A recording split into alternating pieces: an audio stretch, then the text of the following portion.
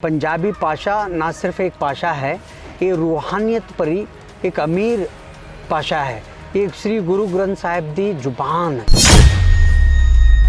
इन्नी अमीर भाषा नू जेकर मैं 35 अखर नू सर ते रख के घूमना मेरे लिए मैनू लगता है बहुत वड्डी गल है।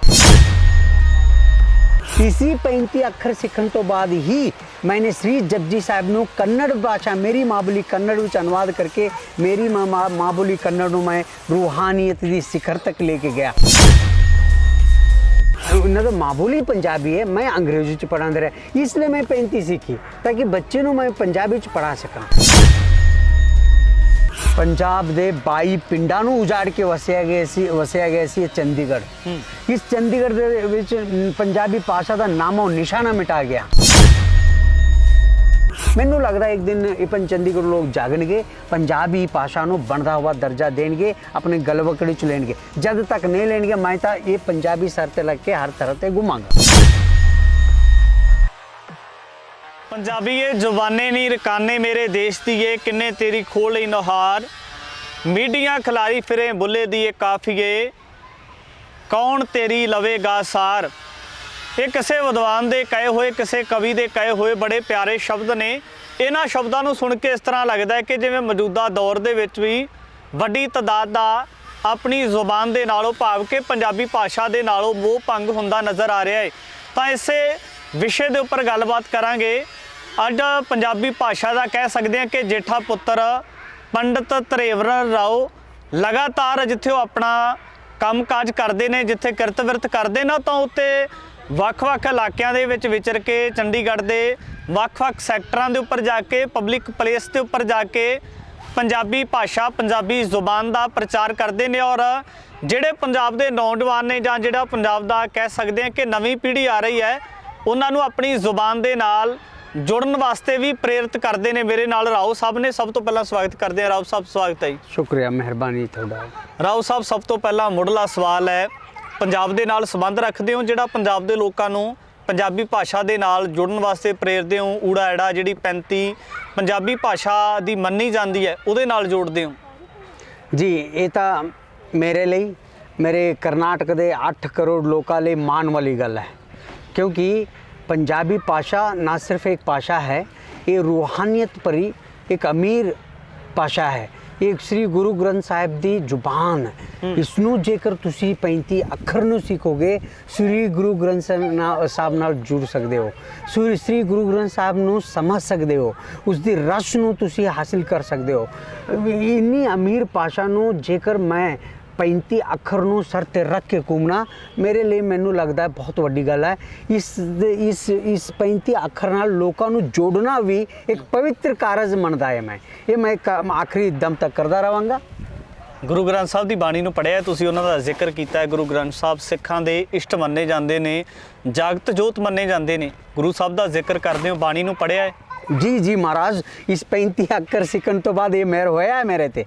इसी 35 अखर सीखने तो बाद ही मैंने श्री जपजी साहिब नू कन्नड़ भाषा मेरी माँ बोली कन्नड़ विच अनुवाद करके मेरी माँ बोली कन्नड़ नू मैं रूहानियत की शिखर तक लेके गया। कहने का भाव है कि इस 35 अखर की ही मेहर है कि गुरु ग्रंथ साहिब की शब्द नू, गुरु ग्रंथ साहिब की वाणी नू समझ के मेरी माँ बोली विच अनुवाद करना मैनू लगता किते न किते उस प्रभु की इस एक परमात्मा की मेहर मेरे ते है। राव साहब जे आपां मुढ़ले तौर पर गल करिए तो जिहड़ा पंजाबी जुबान की लगन लगती है, खास तौर पर जे गल करिए तो कोई किसी भी खिते दे नाल संबंधित होवे, किसी भी देश का किसी भी कौम का होवे, पर उहदा किसी खास भाषा दे नाल गूढ़ा संबंध हो जाना, तुहाडा इस पंजाबी भाषा दे नाल गूढ़ा संबंध कदों तो होया ते किवें होया फिर? हाँ, ये बहुत चमत्कार है मैनू लगता है। मैं चमत्कार मनदा है क्योंकि देखो असल विच मैं दिल्ली दे विच मेरा MA MPhil होया, उस तो बाद सोशोलॉजी दे विच, उस तो बाद यूनियन पब्लिक सर्विस कमीशन केंद्र लोक सेवा आयोग वालों एक नौकरी कढ़िया गया सी उस वक्त सोशोलॉजी दे विच असिस्टेंट प्रोफेसर। मैंने असिस्टेंट प्रोफेसर ले अर्जी दाखिल की, उस तो बाद मेरा नियुक्ति होया, मैंने असिस्टेंट प्रोफेसर बन के सरकारी कॉलेज चंडीगढ़ विच आया। ਉਸ ਤੋਂ ਬਾਅਦ ਜਦ ਮੈਂ ਬੱਚੇ ਨੂੰ ਪੜਾਉਣ ਲੱਗਿਆ ਕਿ ਮੈਨੂੰ ਇੱਦਾਂ ਲੱਗਿਆ ਕਿ ਮੈਨੂੰ 35 ਸਿੱਖ ਕੇ ਪੰਜਾਬੀ ਵਿੱਚ ਹੀ ਬੱਚੇ ਨੂੰ ਪੜਾਉਣ ਦੀ ਲੋੜ ਹੈ, ਕਿਉਂਕਿ 80% ਤੋਂ ਵੱਧ ਬੱਚੇ ਪੰਜਾਬ ਤੋਂ ਆਉਂਦੇ ਸਨ ਮੇਰੇ ਕਲਾਸ ਦੇ ਵਿੱਚ, ਕੁਰਾਲੀ ਖਰੜ ਤੋਂ। मैं सोची यार इन्हों तो माँ बोली पंजाबी है, मैं अंग्रेजी च पढ़ाते रहा, इसलिए मैं 35 सीखी ताकि बच्चे को मैं पंजाबी च पढ़ा सका। पर उस कृपा इस 35 सीखना मेरे लिए सौभाग्य वाली गल सीगा। उस तो बाद बस लगन लग गया जी, ऐसी लागी लगन पंडित राव हो गया मगन। ਤੁਹਾਡੇ ਮਨ ਦੇ ਵਿੱਚ ਪੰਜਾਬੀ ਭਾਸ਼ਾ ਦੇ ਨਾਲ ਸਿੱਖਣ ਨੂੰ ਲੈ ਕੇ ਜਾਂ ਬੋਲਣ ਨੂੰ ਲੈ ਕੇ ਜਾਂ ਲੋਕਾਂ ਨੂੰ ਪ੍ਰੇਰਿਤ ਕਰਨ ਵਾਸਤੇ ਕਹਿ ਸਕਦੇ ਆ ਪਿਆਰ ਜਾਗਿਆ, ਭਾਵਨਾ ਜਾਗੀ ਹੈ? ਜੋ ਤੁਹਾਡਾ ਪਰਿਵਾਰ, ਜੇ ਫੈਮਿਲੀ ਦੀ ਗੱਲ ਕੀਤੀ ਜਾਵੇ, ਬੱਚੇ ਵੀ ਪੰਜਾਬੀ ਭਾਸ਼ਾ ਦੇ ਨਾਲ ਉਹਨਾਂ ਜੁੜੇ ਹੋਏ ਜਿੰਨਾ ਪੰਡਿਤ ਰਾव जुड़े हुए? बिल्कुल जुड़े हुए महाराज। ये तो मैनू लगता है कितने न कितने महर है उस बाबा नानक दी खेड़ है। देखो तो आके 35 सीख के 35 विच अनुवाद करना, 35 विच कम करना, जपजी साहब ने अनुवाद करना। उस तो बाद मेरे बच्ची खीवी, उसका नाम रखा मेरे बेटी का नाम खीवी, वो 8 साल दी है खीवी। जो ये गुरु ग्रंथ साहब दे विच जेकर एको एक औरत का नाम है दर्ज है, वो माता खीवी दी है। 15वीं सदी ਦੇ जब औरत ਨੂੰ कोई आज़ादी नहीं सी बाहर जाण दी, उस वक्त माता खीवी ने लंगर बना के खडूर साहब ਦੇ ਵਿੱਚ ਵੰਡਦੀ ਸੀ। माता की इन्नी ਵੱਡੀ पद्धर ते सेवा माता खीवी दी। इन्ना ही नहीं, पहले गुरु बाबा नानक तो लेके 5वां गुरु मेरा गुरु अर्जुन देव जी महाराज तक 5 गुरुआ की सेवा करने वाली माता खीवी, उस दे नाते मैंने माता खीवी का नाम रखा है। और वो पंजाबी नाल जुड़ी है, पंजाबी पढ़ती है, पंजाबी समझती है, पंजाबी लिखती है, रोज़ पंजाबी अखबार पढ़ती है। कहने का भाव है कि मेरा परिवार भी पंजाबी भाषा नाल जुड़ी है। मेरा 7वीं क्लास में मेरा बेटा वो भी पंजाबी पढ़ता है। मेरा घर दे विच वो मान महसूस करते हैं। मेरा दोस्त भी कर्नाटक दे विच मैनूं फोन करके कहते हैं कि ਜਿਹੜੇ ਤੁਸੀਂ सर ते रखिया है 35 अखर, इसनों थल्ले नहीं रखना हैगा, क्योंकि मान वाली गल है साडे लिए। ये 35 अखर बाबा नानक की जुबान इस अमीर भाषा नूं नाल जोड़ना, गलवकड़ विच रखना मेरे लिए और मेरे लोकां लिए बहुत मान वाली गल है। राव साहब चंडीगढ़ ਦੇ ਵਿੱਚ ਵਿਚਰਦੇ ਹੋ, ਵੱਖ-ਵੱਖ ਸੈਕਟਰਾਂ ਦੇ ਵਿੱਚ ਜਾਂਦੇ ਹੋ, ਕਿਸੇ ਸਮੇਂ ਵੀ ਜ਼ਿਕਰ ਮਿਲਦਾ ਹੈ ਕਿ ਜਿਹੜਾ ਚੰਡੀਗੜ੍ਹ ਹੈ ਪੰਜਾਬ ਦੇ ਪਿੰਡਾਂ ਦਾ ਹੋਇਆ ਕਰਦਾ ਸੀ, ਪੰਜਾਬ ਦੀ ਸਰਜ਼ਮੀਨ ਦੇ ਉੱਪਰ ਬਣਿਆ ਹੋਇਆ ਹੈ। ਤਾਂ ਕੀ ਲੱਗਦਾ ਇਹਨਾਂ ਸੈਕਟਰਾਂ ਦੇ ਵਿੱਚ ਵਿਚਰ ਕੇ ਜਾਂ ਪੰਜਾਬ ਦੇ ਵੱਖ-ਵੱਖ ਹੋਰ ਇਲਾਕਿਆਂ ਦੇ ਵਿੱਚ ਵਿਚਰ ਕੇ ਨਵੀਂ ਪੀੜ੍ਹੀ ਬਾਰੇ ਕੀ ਸੋਚਦੇ ਹੋ ਕਿ ਉਹ ਆਪਣੀ ਮਾਤ ਭਾਸ਼ਾ ਦੇ ਨਾਲ ਜੁੜੀ ਹੋਈ ਹੈ ਜਾਂ ਟੁੱਟ ਗਈ ਹੈ? महाराज पंजाब दे 22 पिंडां नूं उजाड़ के वसिया गया सी चंडीगढ़। इस चंडीगढ़ दे विच पंजाबी भाषा का नामो निशाना मिटा गया। मैनू तो लग रहा है हर एक चंडीगढ़ के हर एक पेड़ के पत्ते भी पंजाबी बोलते होंगे, मैनू लगता है। पर ये लोग चंडीगढ़ प्रशासन दे विच पंजाबी भाषा का नामो निशाना मिटा गया। पंजाबी दफ्तरी भाषा नहीं है, जबकि 11 पिंड हुण भी जिंदे ने, जिवें अटावा, डेरा बस्सी, मनी माजरा, हलो माजरा, ये सारे पंजाब के पिंड ने जिथे दी भाषा पंजाबी है। पर चंडीगढ़ प्रशासन दे विच दफ्तरी भाषा पंजाबी नहीं है। स्कूल दे विच पंजाबी नहीं पढ़ाउंदे, पहले क्लास तो 4वीं क्लास में लग जाता है, 8वीं तुम छड़ सकते हो, मतलब 10वीं तक लाजमी नहीं है पंजाबी। कहने का भाव है जिथे तुसी मर्जी जाओगे पंजाबी थले लिखा गया, हले भी असी लड़ते पे हैं। तो पिंडू संघर्ष कमेटी भी लड़ता पाया आपको पंजाबी बनता हुआ दर्जा दिलाने ले।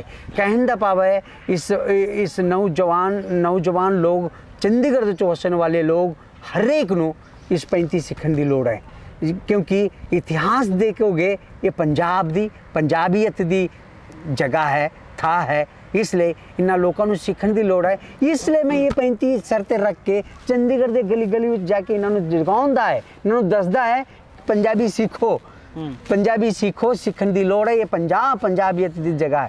मैनू लगता है एक दिन ये चंडीगढ़ लोग जागणगे, पंजाबी भाषा को बनता हुआ दर्जा देंगे, अपने गलवकड़ी च लेंगे। जब तक नहीं लेंगे मैं तो ये पंजाबी शर्तें लग के हर तरह से घुमांगा।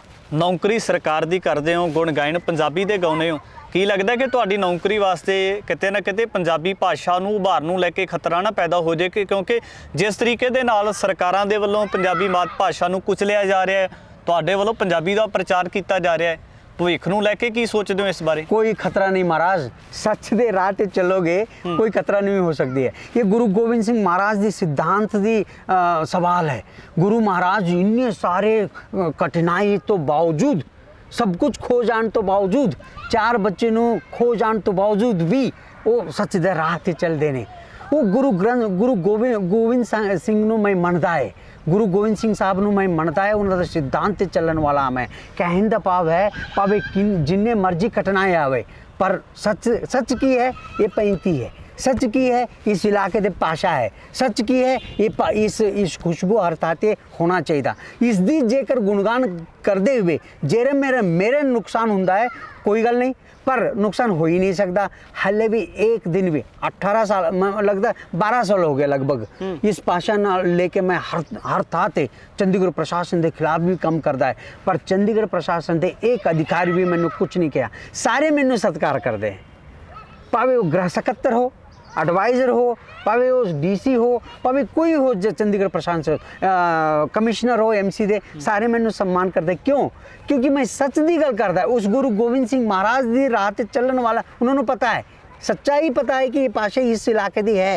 इस कहन दा पावे मेरे नौकरी लिए कोई खतरा नहीं है, बल्कि मैनू इनाम बहुत मिलते हैं। चंडीगढ़ प्रशासन मैनू शाबाश कहता है। ਤੁਹਾਡੇ ਹੱਥ ਵਿੱਚ ਬੋਰਡ ਲੈ ਪੰਜਾਬੀ ਵਾਲਾ ਲੈ ਕੇ ਪੰਜਾਬੀ ਵਾਲਾ ਲਿਖਿਆ, ਤੁਹਾਡੇ ਹੱਥ ਵਿੱਚ ਪੰਜਾਬੀ ਵਾਲਾ ਬੋਰਡ ਦੇਖ ਕੇ ਲੋਕ ਵੀ ਕਮੈਂਟ ਕਰਨਗੇ ਕਿ ਰਾਓ ਸਾਹਿਬ ਸਿੱਖਾਂ ਦੇ ਗੁਣ ਗਾਇਨ ਕਰਦੇ ਆ, ਗੁਰੂ ਗ੍ਰੰਥ ਸਾਹਿਬ ਦੀ ਬਾਣੀ ਦੇ ਗੁਣ ਗਾਇਨ ਕਰਦੇ ਆ, ਪੰਜਾਬੀਆਂ ਦੇ ਗੁਣ ਗਾਇਨ ਕਰਦੇ ਆ, ਤੇ ਇਹਨਾਂ ਨੂੰ ਸਿੱਖ ਵੀ ਬਣ ਜਾਣਾ ਚਾਹੀਦਾ, ਪੱਗ ਬੰਨ੍ਹ ਲੈਣੀ ਚਾਹੀਦੀ ਹੈ, ਦਾੜਾ ਰੱਖ ਲੈਣਾ ਚਾਹੀਦਾ। ना ना ना, ये गलत है। हाँ, ये गुरु ग्रंथ साहिब सिक्खा दी नहीं है सिर्फ, ये 35 एकड़ पंजाबी दी नहीं है सिर्फ, ये गलत सोच रखा हुआ है। गुरु ग्रंथ साहिब जुगदी गुरु है, इसकी विस्तार बहुत है महाराज।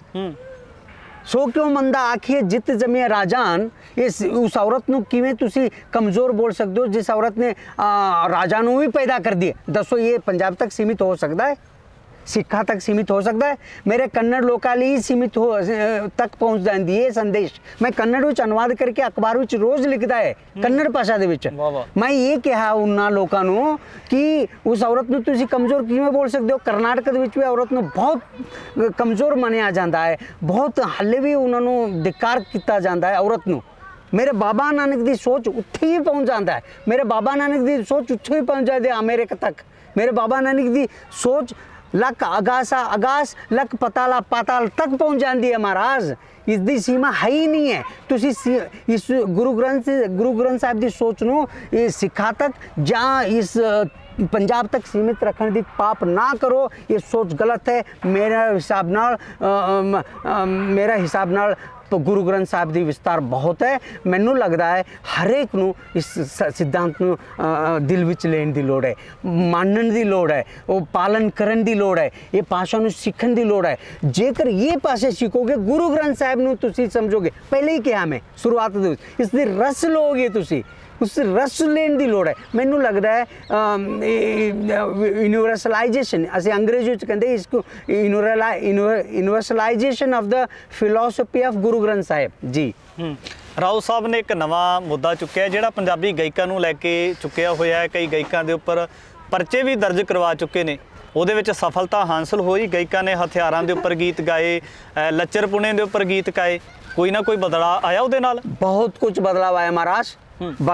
बदलाव श्री बराड़ जेल होके आया पटियाला, तो तुहानू पता है।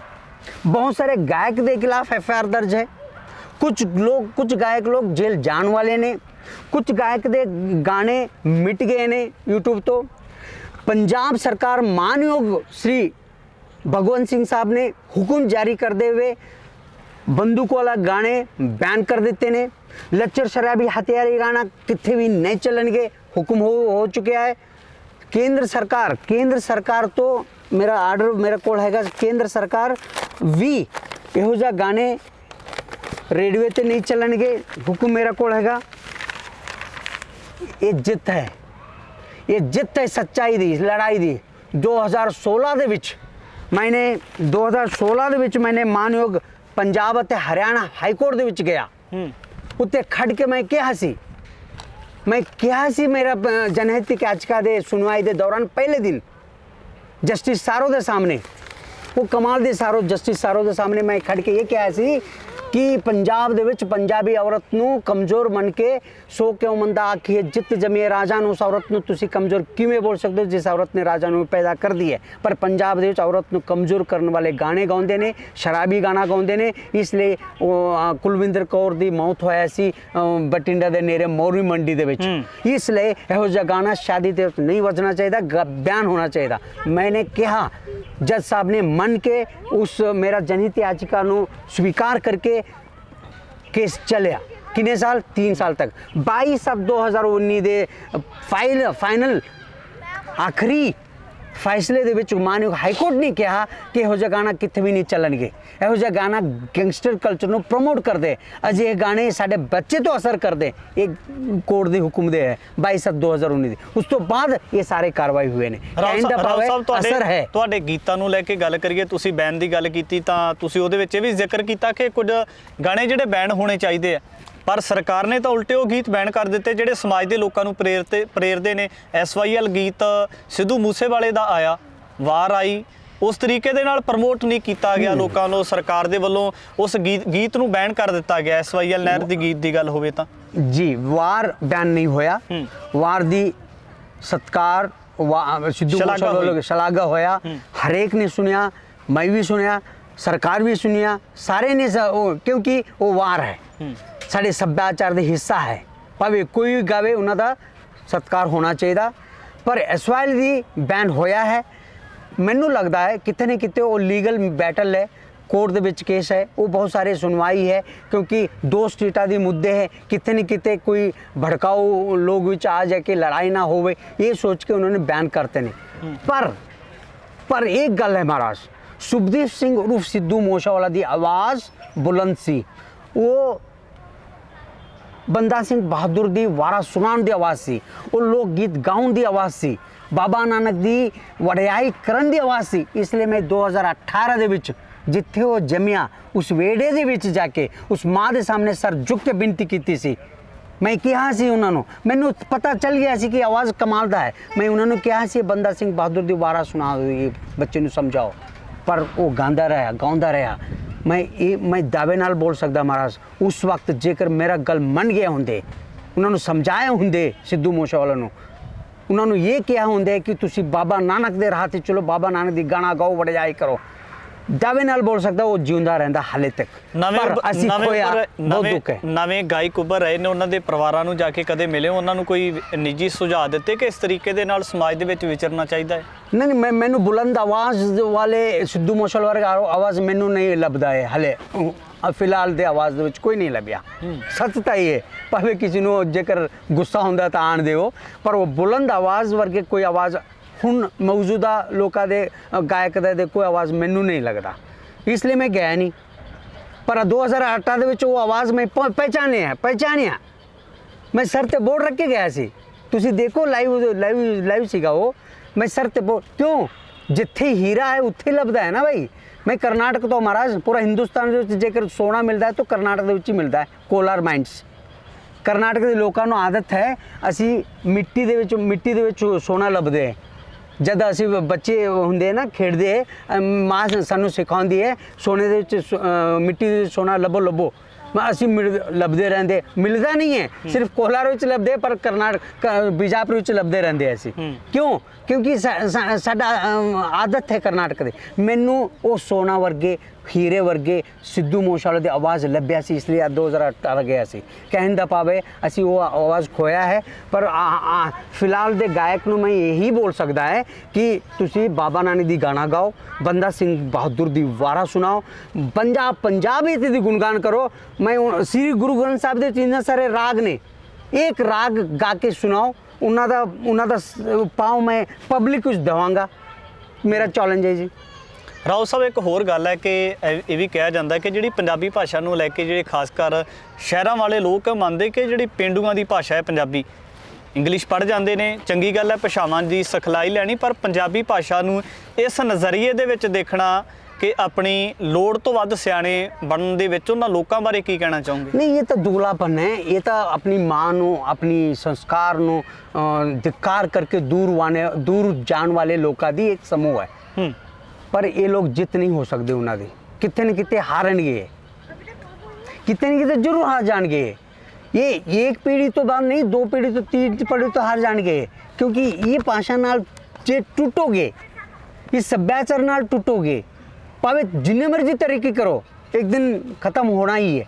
ये सच्चाई है। करदा है सरकारी नौकरी, लेकिन अपने बच्चे ਨੂੰ ਪੜਾਉਂਦਾ ਹੈ ਪ੍ਰਾਈਵੇਟ ਸਕੂਲ ਦੇ ਵਿੱਚ, ਗਲਤ ਹੈ, ਦੁਗਲਾਪਨ ਹੈ। ਇਹ ਉਹਨਾਂ ਦਾ ਲਾਸ ਤਾਂ ਹੋਣਾ ਹੀ ਹੈ। ਜਿਹੜੇ ਮਰਜ਼ੀ ਹੋ ਸਕਦਾ, ਬਿਮਾਰ ਹੋ ਸਕਦੇ ਨੇ, ਬਿਜ਼ਨਸ ਲਾਸ ਹੋ ਸਕਦਾ ਹੈ, ਮੌਤ ਹੋ ਸਕਦਾ, ਕੁਝ ਨਾ ਕੁਝ ਹੋਏਗਾ, ਪਰ ਸੱਚ ਦੇ ਰਾਹ ਤੇ ਚੱਲੋਗੇ, ਬਾਬਾ ਨਾਨਕ ਦੇ ਰਾਹ ਤੇ, वो अटल रहूगा। मैं कर्नाटक तो आया, पंजाबी सीखी, मेरा 1,40,000 रुपये पगार है, नौकरी है, जिन्हें मर्जी तुसी प्राइवेट नौकरी विच मेरे बच्चे ਨੂੰ मैं दाखिल कर सकता, पर मेरा बच्चे ਨੂੰ मैं यही सरकारी स्कूल नेड़े ही है 37 मेरे बच्चे सरकारी स्कूल विच पढ़ते, प्रोफेसर है मैं एज असिस्टेंट प्रोफेसर, मेरे बच्चे सरकारी स्कूल विच पढ़ते, क्योंकि बाबा नानक दी सिद्धांत मैं पढ़िया, जो बोलिया वही करना है, ਕਹਿੰਦੇ सच्चाई ते चलना। ਸਰਕਾਰੀ ਸਕੂਲਾਂ ਦੇ ਵਿੱਚ ਕਹਿੰਦੇ ਪਹਿਲਾਂ ਵਾਲੀ ਪੜ੍ਹਾਈ ਨਹੀਂ ਰਹੀ। ਕੀ ਲੱਗਦਾ ਇਹ ਜਿਹੜੇ ਤੁਹਾਡੇ ਬੱਚੇ ਸਰਕਾਰੀ ਸਕੂਲ ਵਿੱਚ ਪੜ੍ਹਦੇ ਨੇ ਉਹਨਾਂ ਦੀ ਐਜੂਕੇਸ਼ਨ ਸਹੀ ਹੈ? नहीं एजुकेशन उत्थे मेरे बच्चों ने जे एडमिट करांगा, उत्थे दे टीचर आपे सुधर जाएंगे, आपे पढ़ाउणगे कि प्रोफेसर दे बेटा मेरे क्लास विच है, वो सुधारन दी एक माहौल सुधरेगी, टीचर पढ़ाउणगे।